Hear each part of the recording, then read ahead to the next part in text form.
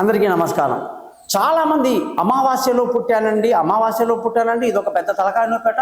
పుట్టినప్పటి నుంచి ఆ పిల్లోడినో పట్టుకొని ఒరే అమావాస్య చంద్రుడా, ఒరే అమావాస్య రోజు పుట్టావురా, అందుకే ఇలా ఆలోచిస్తావు, అందుకేరా నువ్వు ఇలా ఉంటావు అని ప్రతిసారి ఆ తిథిని బట్టి అమావాస్యని బట్టి తిరుగుతుంటారండి. అసలు కొన్ని అమావాస్యలు అత్యంత యోగాన్ని ఇస్తాయండి.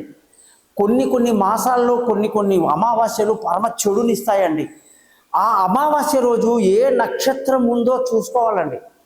ప్రతిసారి ప్రతి పక్షంలో చంద్రుడు ఒకే అమావాస్య ఒకే నక్షత్రంలో ఒకే తిథిలో ఒకే నక్షత్రంతో ఉండడు కదండి. కామన్ సెన్స్ అది.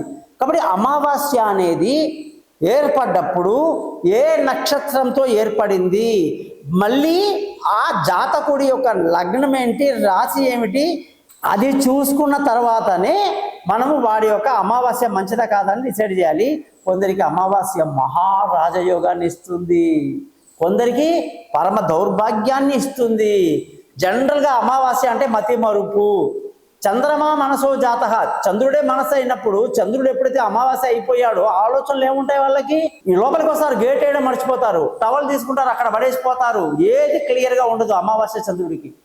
ఏ పని పూర్తి చేయరు, అన్ని మధ్యలో ఆపేస్తుంటారు. మహా దౌర్భాగ్యం కొందరికి అమావాస్య అంటే.